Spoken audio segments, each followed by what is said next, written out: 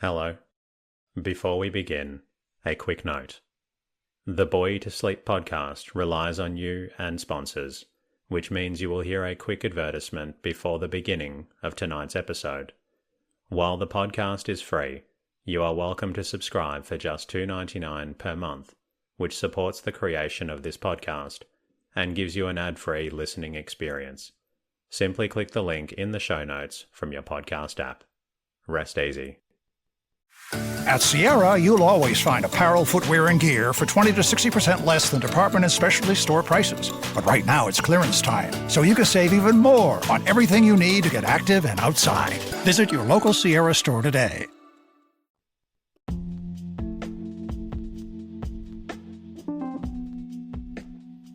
Hello. Welcome to the Bore You to Sleep podcast. The podcast that will hopefully help you get to sleep. I am going to read an open source book, one that is not particularly interesting, but one that is hopefully boring enough to get you to sleep. Tonight's reading comes from Pathfinding on Plain and Prairie, written by John McDougall. This story was published in 1898. My name is Teddy, and I am to help people everywhere get a good night's rest. Sleep is so important, and my mission is to help you get the rest you need. The podcast is designed to play in the background while you slowly fall asleep. For those of you who are new to the podcast, you may not know that it started from my own struggles with sleep. I wanted to create a resource for others facing similar challenges, and I'm so grateful for the amazing community we've built together. The podcast is self-made and self-produced. That is why you'll hear a short ad at the beginning of each episode. These ads, along with support from subscribers and patrons, enable me to keep delivering this podcast for free to those who need it. If you find the podcast beneficial and would like to support it, there are a few ways you can contribute. Follow the podcast in your podcast app and leave a comment. You can also become a subscriber for $2.99 per month. This also creates for an ad-free experience. If subscribing is not possible, you can always help by leaving a review and rating in your podcast app. Even one sentence really helps out. If you would ever like to say hello to me, you can do that by visiting boytosleep.com. Another wonderful way to show gratitude is by sharing the podcast with a friend or a loved one who needs a good night's rest.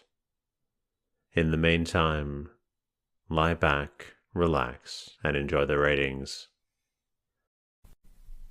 Pathfinding on Plain and Prairie, Chapter 1. Thin leather homes, drudgery of the Indian women, occupations of the men hunting parties and scalping forays, triumphs of endurance.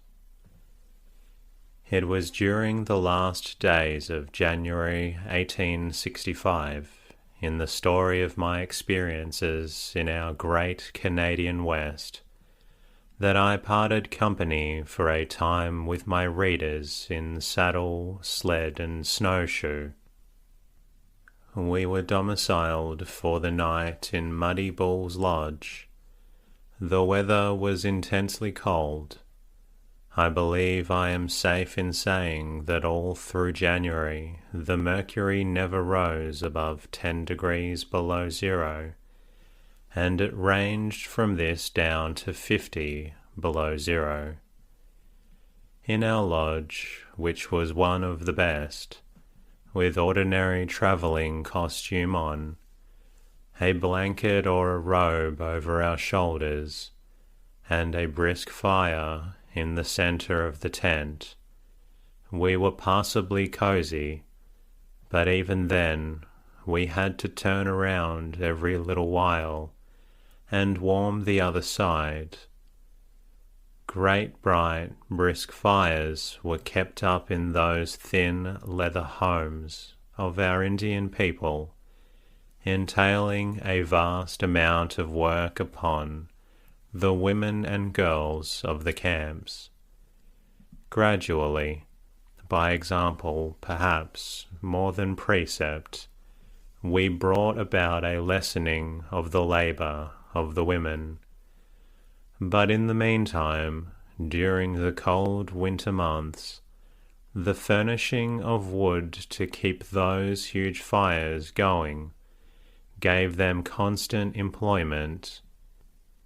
It must be said, however, they accepted the labour and drudgery with cheerful alacrity, and could be seen at all hours of the day, stringing over the hills and across the plains, with dogs and horses, their own backs loaded to the utmost carrying capacity with wood.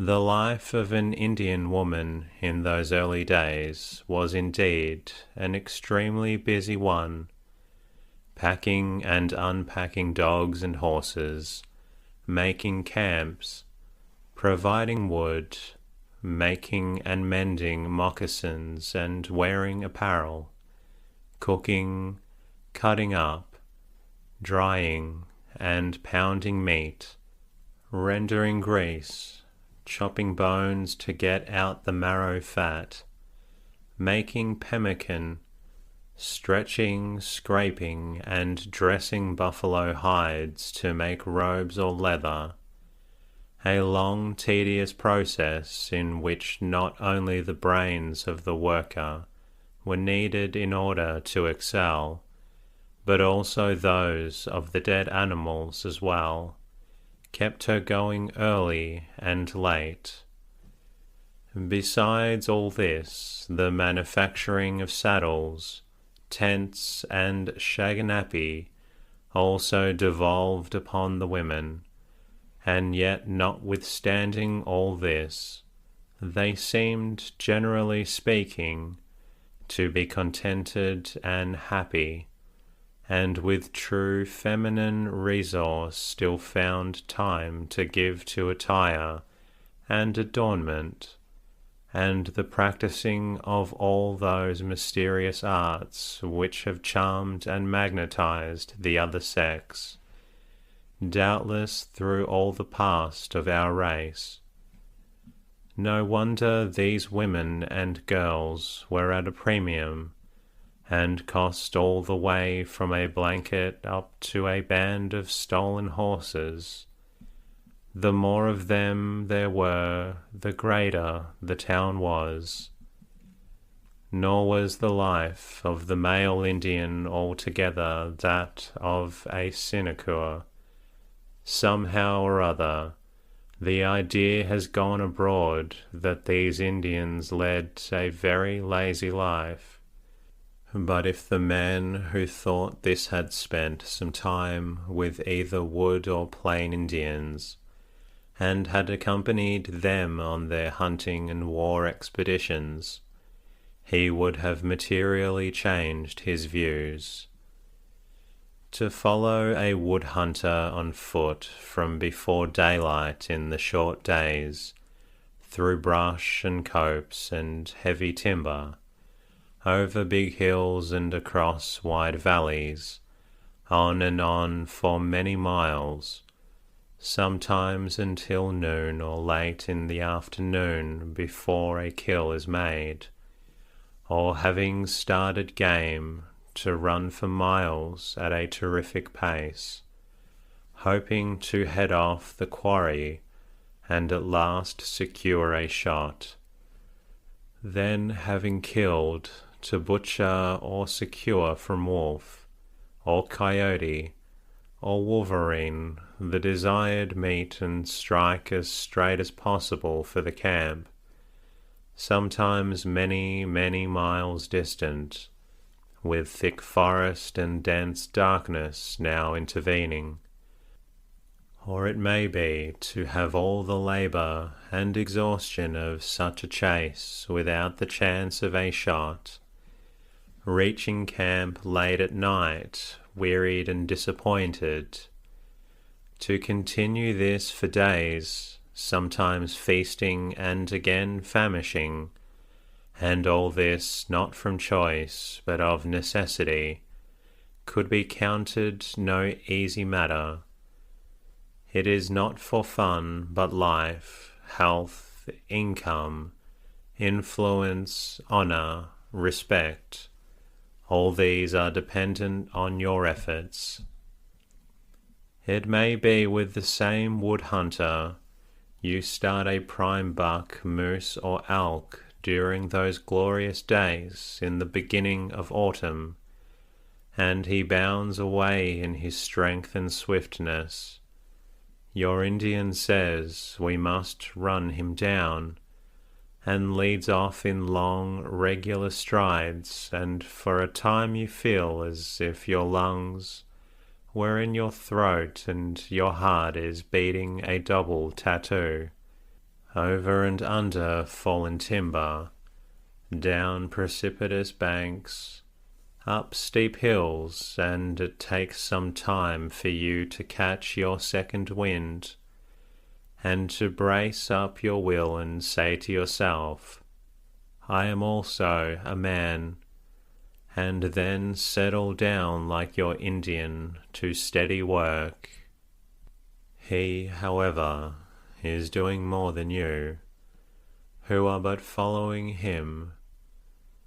He is noting lay of land and direction of wind, calculating in order to cut across where your game may have gone around, watching the tracks, gauging the distance the buck is ahead of you, noting the settling of the earth at edge of pool or creek where the big fellow left his tracks as he ran, and you are encouraged and spurred on, or contrariwise, as the crafty hunter tells you in hushed tones what he knows.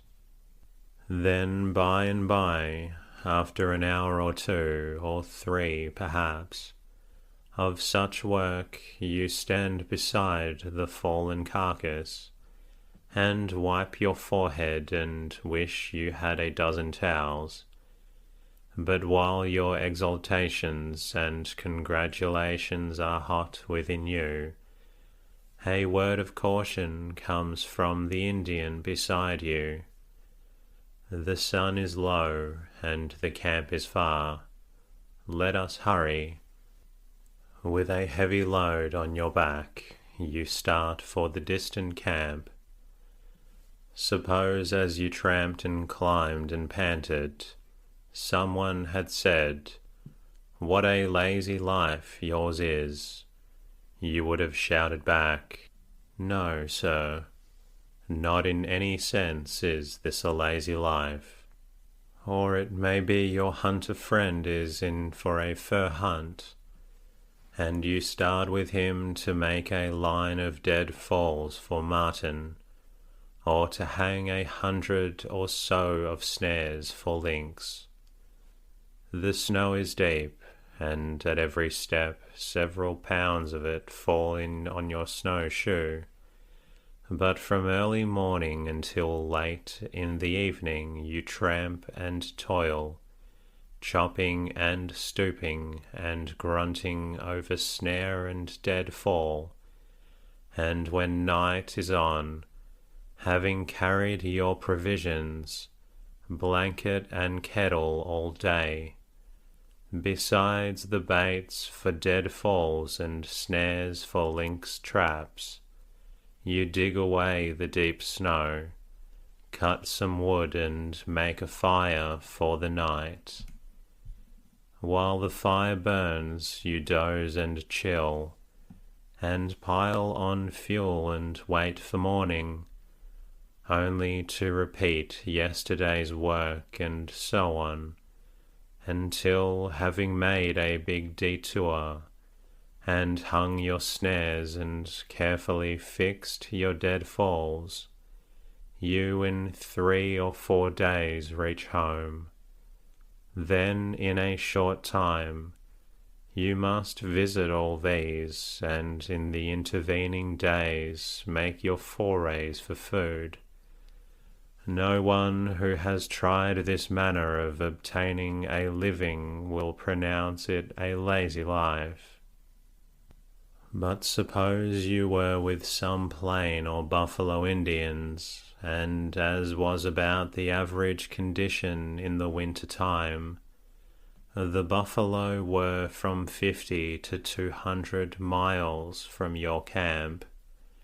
The rigour of the winter and the condition of grass and wood forbidding the camp moving any nearer to them. The hunting parties had constantly to be organised, and the meat and robes brought from long distances home. Under such circumstances, the hunter not only had to undergo great hardships, but also to run very great risks. Storms on the bleak, treeless plains, with a deep snow and travel of necessity slow and difficult, were indeed as the powers of the air, and darkness to encounter and overcome, and the really indolent man who was not in it when such work was engaged in. Then it was incumbent upon every able-bodied man, under the code of honour of the time, to make an annual or biannual or even more frequent foray for horses and scalps. These trips generally took place in the spring and fall, with the melting of snow and ice in spring, or the making of the same in autumn. Parties large and small would be made up, each with lariat and a few pairs of moccasins, and if possessed a gun, with as much ammunition as he could obtain, or armed with bow and quiver full of shot arrows. In the dead of night these men would start for the enemy's country, depending on sustaining life by the chase on their way, journeying on, sometimes by day and sometimes by night, fording rapid streams and swimming wide rivers. What signified the breaking up of the season, or the plunge into ice-cold water of river and swamp to them? These must be considered as trifles. By and by, when the enemy's presence is felt, there will come the weary watching and waiting, amid cold and hunger, for cunning and strategy are now pitted the one against the other, and endurance and pluck must back these up, or the trip will be all failure. 1, 2, 300 of miles and steady tramping, with your camp always facing in the direction of where your enemy is supposed to be. Every day or night the scouts, making thrice the distance covered by the party, keep up their constant effort to discover and forestall counter-war parties, or to find the enemy's camp, and when this is found, sometimes to hang for days on its movements, and, following up, watch for a favourable spot and time, either to make a charge or to steal in under cover of storm or darkness, and drive off bands of horses. Then in either case to start for home, and push on regardless of weather, so long as men and horses will hold out. After a successful raid, those long runs for home were great tests of horse flesh and human endurance. With scalded legs, blistered feet and weary limbs, and with eyes heavy for want of sleep, these men, now exultant with victory, would vie with each other in the race for camp. A lazy man assuredly had no place in such trials of endurance and of hardship. Furthermore, upon the men and boys of the camp devolved the care of the horses. The herding and guarding of these gave many a weary tramp or ride, and many a night in cold and storm, without sleep or rest. And finally, the constant need of protecting their camps from the wily enemy was a source of permanent worry, and always rested as a heavy responsibility upon these men. Chapter 2. Camping in the Snow. Our Costume. Brilliant sunrise effects. Maple and her pups found at last. Striking example of dog sense. The Fort Garry packet. Just now, we are surrounded by both wood and plain hunters. Maskapatoon in my time always had a following of both parties. The gambling and conjuring drums are beating in several lodges. In others, as in ours, the evening hymn is being sung and prayer offered, and presently we roll in our blankets and robes, and sleep, though it takes me some time to forget my lost train of Maple and her pups. By 2 a.m. we are up boiling our kettle and snatching a bite of breakfast. Then, by the clear moonlight, we begin the loading of our sleds.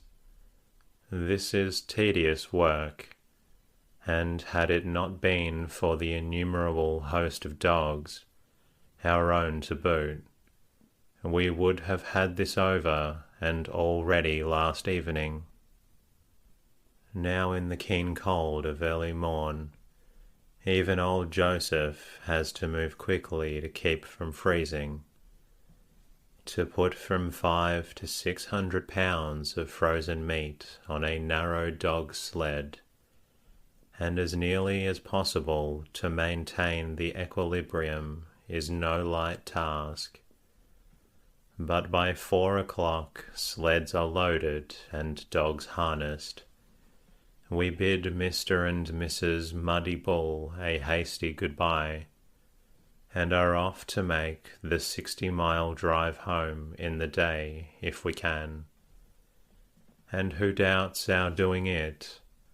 Not ourselves, at any rate, for the road is fair, our dogs fresh and strong, and we, costumed as we are, must move or freeze.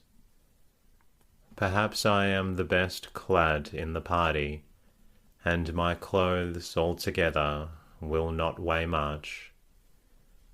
A flannel shirt, moleskin pants, full-length leggings with garters below the knees, duffel socks and neat moccasins, a Hudson's Bay capote, unlined and unpadded in any part, a light cap and mittens which are most of the time tied on the load, while I wear a pair of thin unlined buckskin gloves. This, in a sense, almost laying aside every weight. But the race which was set before the ordinary dog driver in the days I am writing of was generally sufficient to keep him warm. In my own case, I did not for several years wear any underclothing, And though in the buffalo country and a buffalo hunter, I never had room or transport for a buffalo coat until the Canadian Pacific Railroad reached Alberta, and the era of heavy clothing and ponderous boots came in, with ever and anon men frozen to death in them. Not so with us. We run and lift and pull and push, and are warm.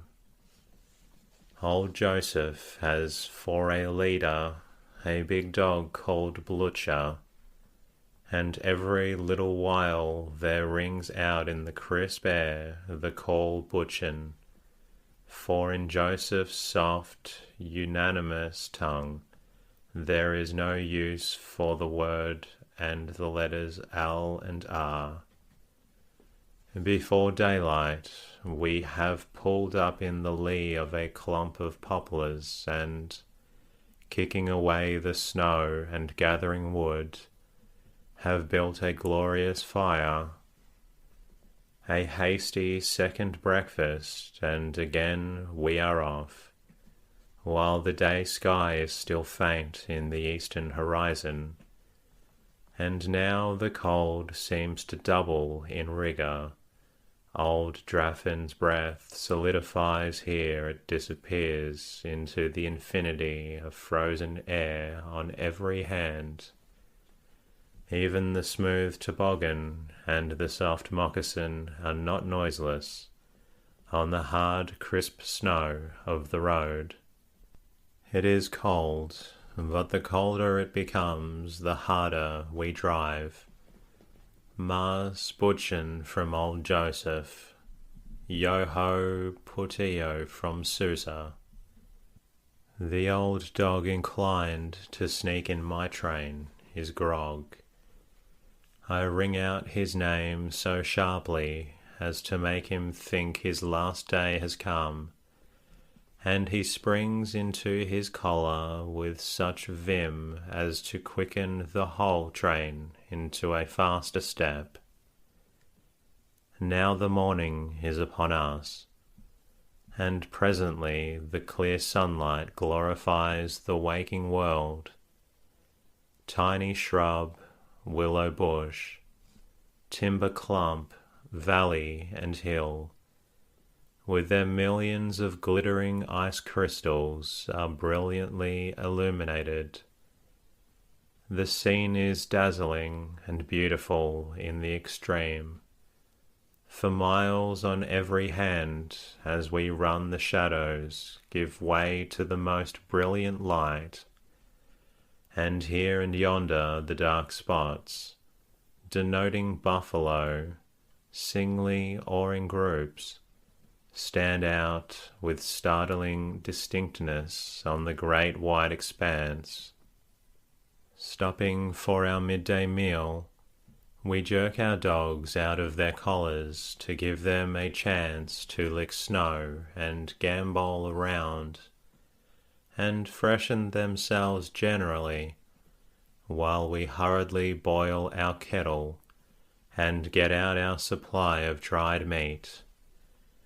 While doing this, we also give our dogs about 2 ounces each of the dried meat, just to liven them up and give them an agreeable anticipation of their supper. The 1 square meal in 24 hours they will have at the end of the day's journey.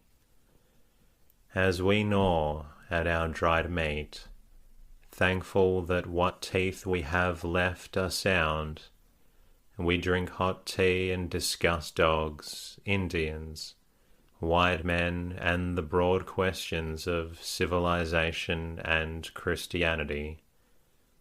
Sousa is thoroughly optimistic and joyously sanguine.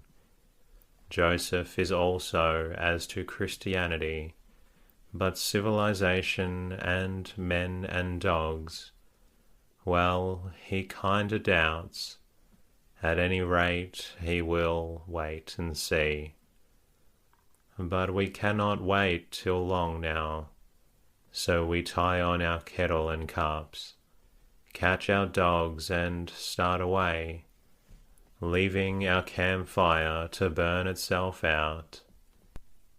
As the shades of night are commencing to fall, we turn our loads on their sides and thus run them down the steep long banks of the Saskatchewan, then riding them at its foot, dash across the big river, and with dogs pulling for all they are worth, we are pushing behind, and then we climb the other more moderate bank, and we are at home once more. There is general lamentation over the loss of Maple and her pups. The girls shed tears. Little George cannot understand how big brother John could lose a whole train of dogs and sled. Father had taken a great fancy to those pups ever since the Blackfoot trip, and he is sorry because of their loss. Never mind, we are at home, and we unharness and unload, pile away our meat and feed our dogs, visit with our friends, and long before daylight next morning are out on the outbound journey for more meat.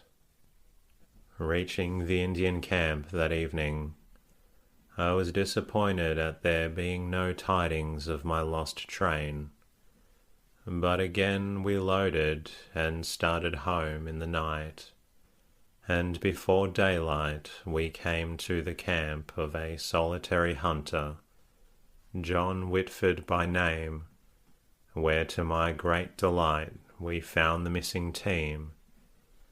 They had come to John's camp a few hours before us. John said that he heard a jingle of bells, and expected some travellers were either coming to or passing his camp. Then, hearing no further sounds, he went out to see what it was. When he found Maple alone in harness, but dragging the other 4 sets of harness behind her. Evidently the sled had caught in some bush, and the young dogs had become impatient, and one by one wriggled out of their bonds. Then the wise old mother dog had gone back to the sled and bitten off the traces close up to it, thus freeing herself from the sleigh and saving the harness. She then started for home, and concluding to the rest by the way at John's camp, we found her there with her pups. One often hears about horse sense, but here was a good large sample of dog sense. That this dog, with her own traces and those of 4 other dogs between her and the sleigh, should pass all these and go back to the sleigh to cut away and liberate herself, and thus save to us these harnesses, was amazing. I would have rejoiced over the dogs alone, but to receive these back with the harness was great good fortune. I hitched Maple and her pups beside my own train, and taking some meat from Joseph and Susa, lightened their loads, and on we went at a much quicker step. On reaching home that evening, I need not say there was general rejoicing over the recovery of our dogs. As the buffalo moved, so did also the Indian camps, and gradually our meat trails went westward for the month of February. Through storm and cold, and sometimes very heavy roads, or no roads at all, Joseph, Susa, and myself kept at the work of providing for our mission party. Those at home in the meantime were constantly busy holding meetings, doctoring the sick, taking out timber, whipsawing lumber, and hauling hay or wood. Indeed, there was no time to become lonely or to think of the onions and garlic of the former Egypt. Our party knew it was out in a larger wilderness, but full of Christian resolution. Each one felt as did Joshua and Caleb. The event of the winter was the arrival of the February packet from Fort Garry. A few letters from Eastern friends it might bring, with 2 or 3 newspapers several months old. But this was the one connecting link, and the dwellers in the Hudson's Bay posts and at mission stations in the northwest, though far apart, felt a common interest in the packet, for it not only brought news from the Far East, but also from one another. For days before its expected arrival at the post or mission, the packet was the chief item of conversation. Many an eye was turned to the direction whence it should come.